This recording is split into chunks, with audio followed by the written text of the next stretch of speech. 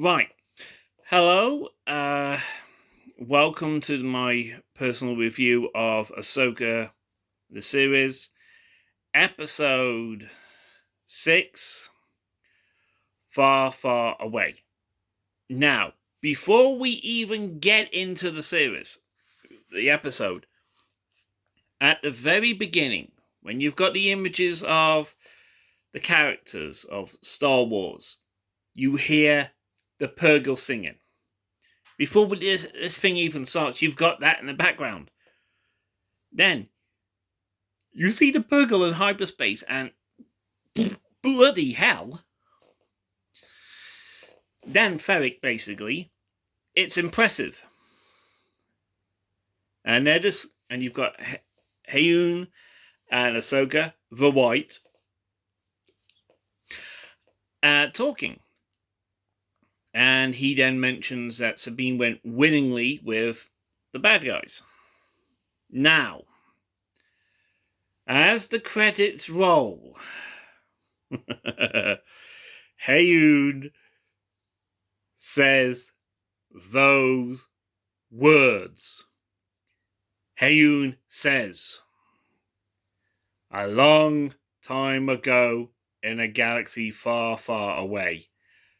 Those are the first words you see in A New Hope, Empire Strikes Back, Return of the Jedi, Phantom Menace, Attack of the Clones, Revenge of the Sith, The Force Awakens, The Last Jedi,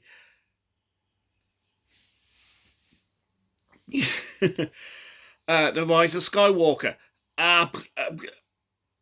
Basically, you get. These are the things they're the most common thing of Star Wars. The most common thing in a galaxy far, far. It's been mentioned. It's pop culture at this point. We now have someone in universe say those words. Filoni, you're killing us. You are driving us nuts. Will you stop doing that?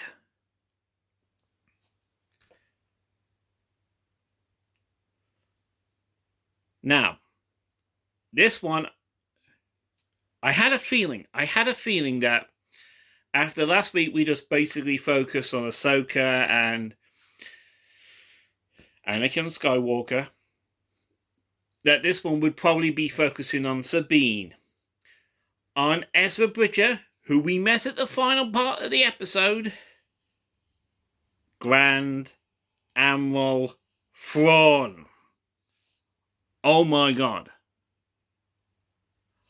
Oh my god.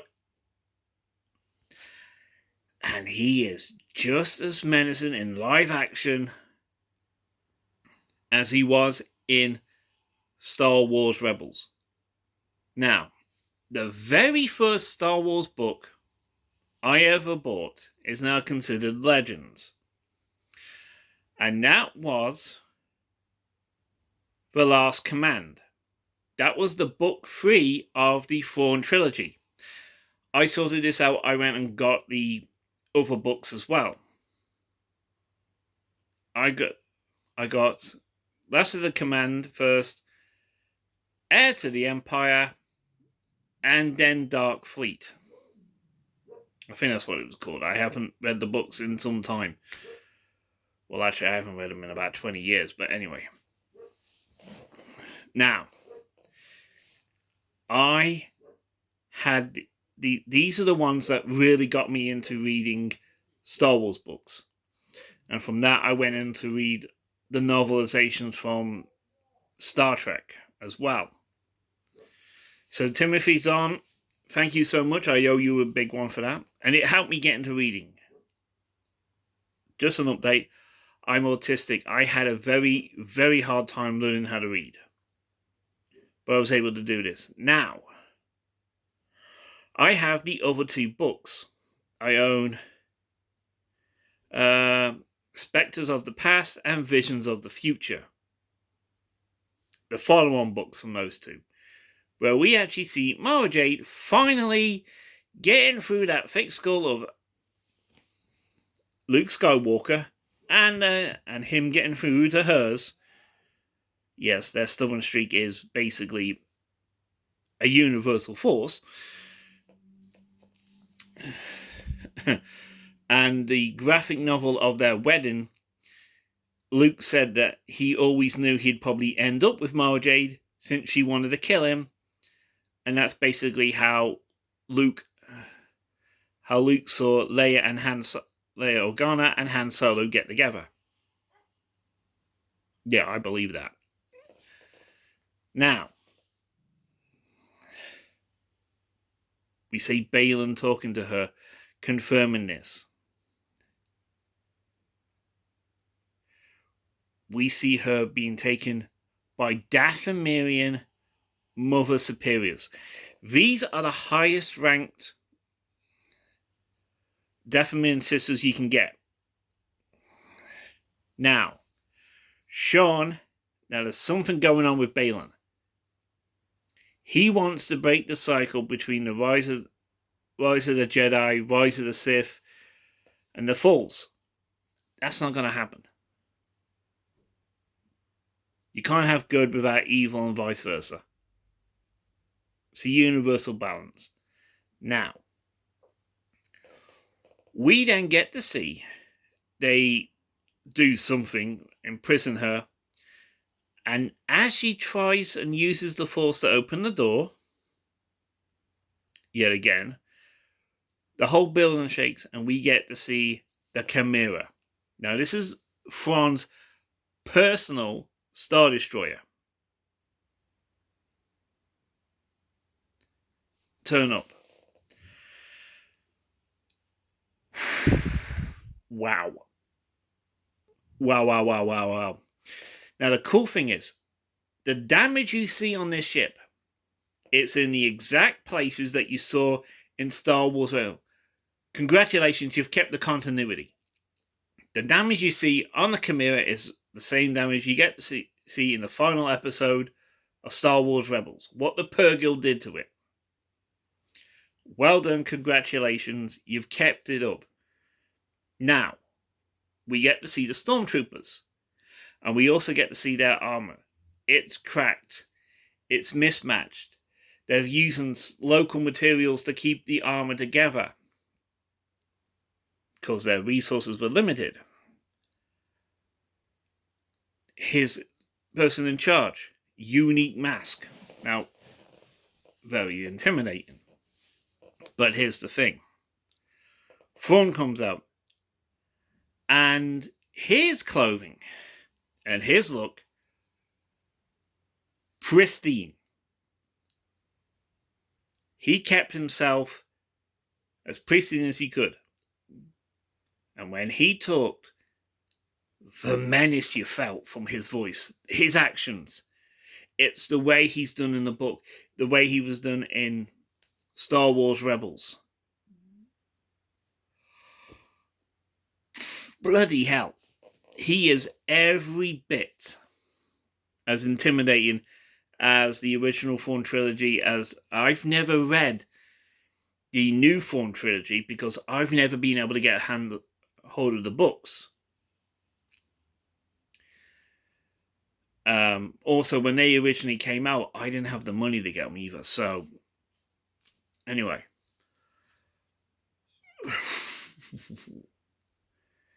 So, he turns up and now here's something interesting. They got 3 days to stop him. They now know Ahsoka's on their way. And Thrawn's already looking for information on her to try and find a psychological edge. Now this is classic Thrawn. This is how Thrawn was in the books and in the animated show Rebels. He looked for psychological edges, psychological blind spots. He used art, knowledge, so forth. He didn't need weapons like the Death Star or the World Devastators or anything like that. He needed just information. That's how dangerous he was. But also, unlike other Imperials, he did not have the ego. He didn't have the say, "Oh, I'm superior, and here, let me show you." He knew he was superior, but he showed you. And here's the thing: if he was outmaneuvered, if he was outmatched, if he couldn't win a battle, he would back off. But that never happened. Now,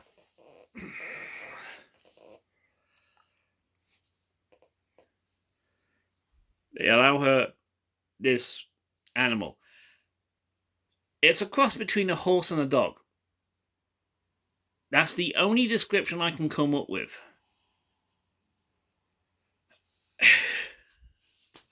What the hell? Anyway,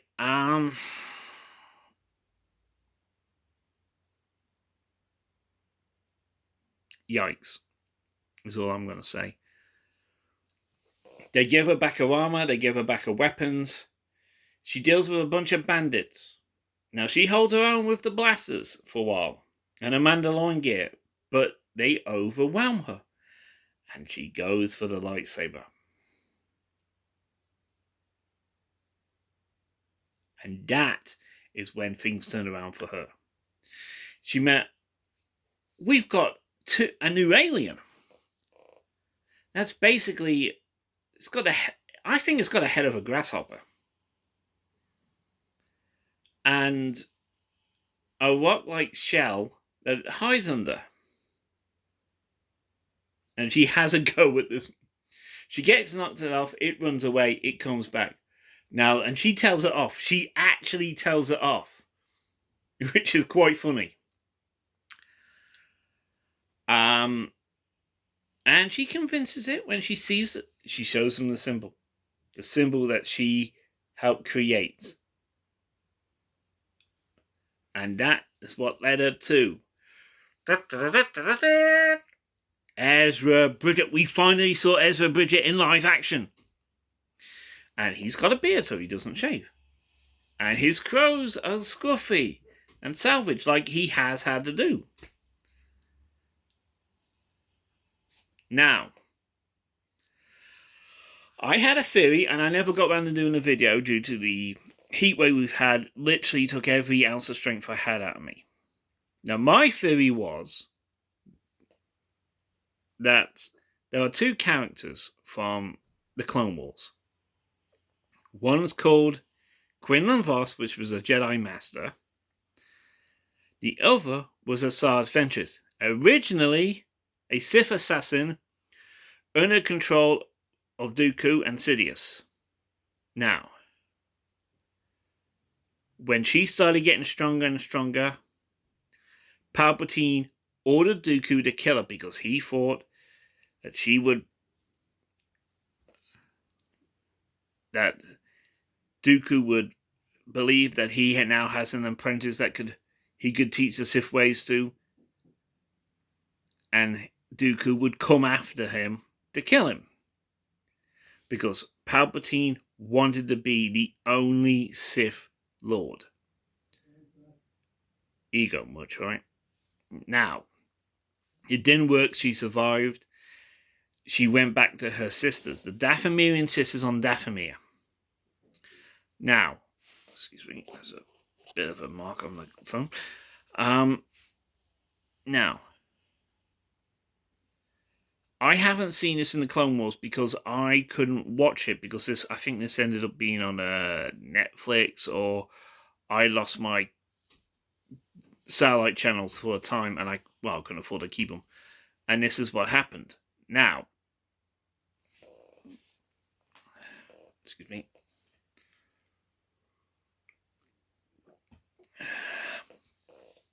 Sorry about that. Now, she went back. She became a bounty hunter, and she also worked with a young Boba Fett. Now, I don't know if this book is still canon, but before Disney took over, there was a book release where Quinlan Vos was asked to kill Dooku. Now, interestingly, he used Asajj Ventress. Now, the thing is, in this story, Quinlan Vos falls to the dark side, goes evil, and Asajj Ventress sacrifices herself to save him and bring him into the light. Now, they had a relationship. I don't know if they had a child or not, because I've never had the book. In fact, I've never even seen this book in bookstores, so I don't even know if it exists, what it's all about. Best to look up other channels on YouTube. I think Star Wars Explains a good one. I'm subscribed to that one, and they do quite good. And I think they did talk about this once several years ago. Look up their videos.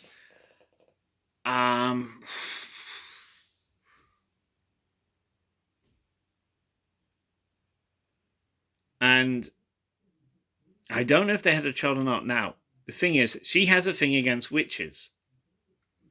Just maybe because she grew up and her father told her what happened. And then Baylan may have found her, trained her, and so forth. But there is a bit of hostility. Now, Thrawn wants to leave, and he doesn't care if Sabine Wren or Ezra Bridger is still alive or dead, as long as they don't interfere in him getting away. This basically, he'll leave him behind, and with no other way back, it could be possible. Now, just before he said, the final scene with him is, if any Purgle turn up, you're to kill them with extreme prejudice. He wants to kill the Purgle? This guy, I can understand him wanting to do it, but if he does, he could cause all sorts of trouble. Like the Purgle attacking him while he's in hyperspace, or them turning up and doing something. Now, Sabine hasn't told Ezra how she got there. That's building up. It's building up. And it looks like that this series is going to end with Thrawn getting back to the main galaxy, with Ahsoka and the others following behind them. We now know there is a second season of Ahsoka planned. But because of the strikes going on with the Actors Guild and the writers, we don't know when that's going to be. In fact, we don't even know if any of the current shows they plan are scheduled to do, because we don't know.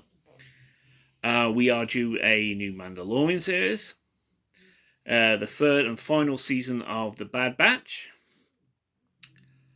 the second season of Andor. I remembered it straight away this one. The second season of Ahsoka. They've all been delayed. Now, 2 other shows have been delayed as well, which is the Skeleton Crew and the Acolyte, which is a High Republic show. Now, they were due to start filming when the strikes happened, so we have no idea.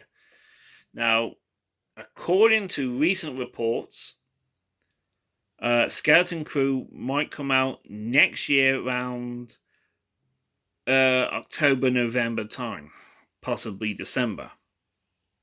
So we're going to have a massive gap between new shows. So repeats are going to be quite big. But I will tell you this.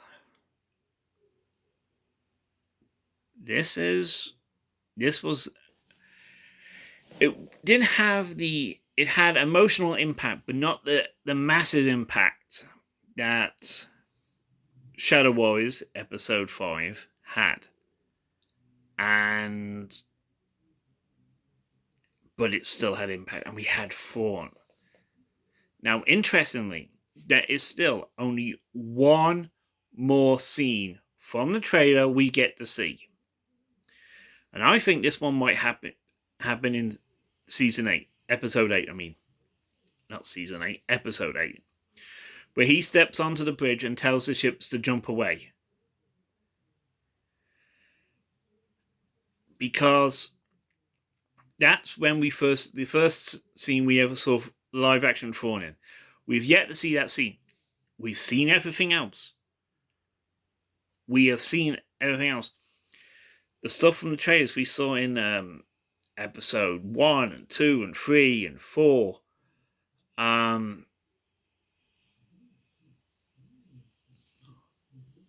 The trailer has shown us so much, but we haven't seen any in the trailers. We didn't see anything of. I think we. Hang on. We might. Oh yeah, we did see a few things from episode 5, specifically the New Republic ships turning up. But we have not seen the clip of Thrawn yet. So that piece of the trailer is still to come. So this one, not as impactful and emotional as episode 5, but it still had it. You had the tension building up. You had Thrawn being Thrawn. So I'm gonna give this 4 lightsabers. After last week's episode, it's hard to top it, but they tried and they did quite well. So in my opinion, 4 lightsabers in this. Now, this will be coming out a little later than the others have, which have been about 12 to 12:30. I had trouble with my internet. It kept cutting out, and we've got bad weather at the moment. I don't know. It's been, well, basically it's been tipping down outside. It's been in the film with the internet and all sorts. So I do apologise for the lateness. I did leave a post saying it will be later than normal. But I do apologise. I mean, here's the thing. Normally I watch this about 2 or 3 o'clock in the morning in the UK.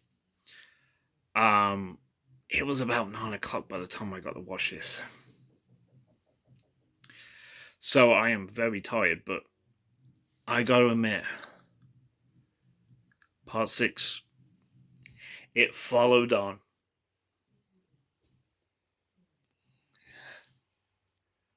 Now, what I think will happen in the next one, I don't know. But I do know Ezra's not going to be too happy with Sabine for what happened. But I think when he catches up and lets everyone know. Now, I have a new theory. Now, we know Jason Sudula wants to be a Jedi. He wants to be trained.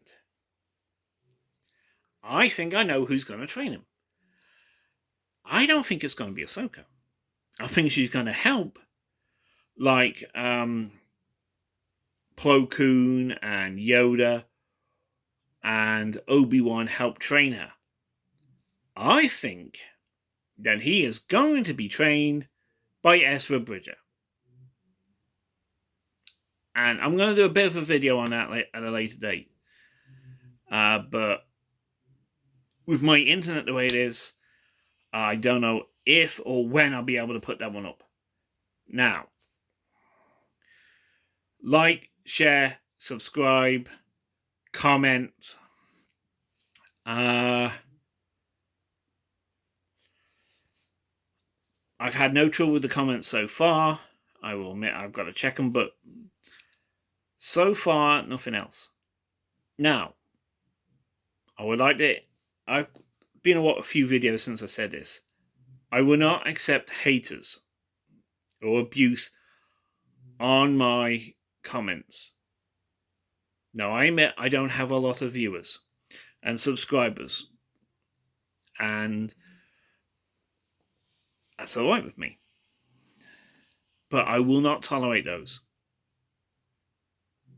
If you don't think it's a good episode, that's okay. But I will not take people bashing it, saying, "Oh, it's rubbish. This ain't Star Wars." Yeah, that sort of filter carb, that Bamford Doodoo is not tolerated on my channel. So just to put that out, put in the comments: do you think Ezra Bridger is going to train Jason Syndulla? Now that's going to be good. Okay, that's about it. I might do a follow-on video to this because I'm gonna have to watch this again. I am very tired. And because my internet went down, I couldn't watch it like I normally do. Big thank you to everyone who's been watching my videos. You are all welcome. The force is strong with you, and I do appreciate it. Now, there has been a bit of trouble on YouTube with people unsubscribing for no apparent reason. It's happened to me as well. Some channels I'm subscribed to. One of them I was subscribed to for years. And now suddenly, the only way I know I'm still subscribed is if I go and check the channel manually. So please check. If you're still subscribed to my channel, it's been happening to other channels. And here's the thing. It's even happened to professional channels. Even pop stars and music stars are having trouble with that. I'm subscribed to my Cyrus's official YouTube channel, and according to YouTube, I'm not. I don't know.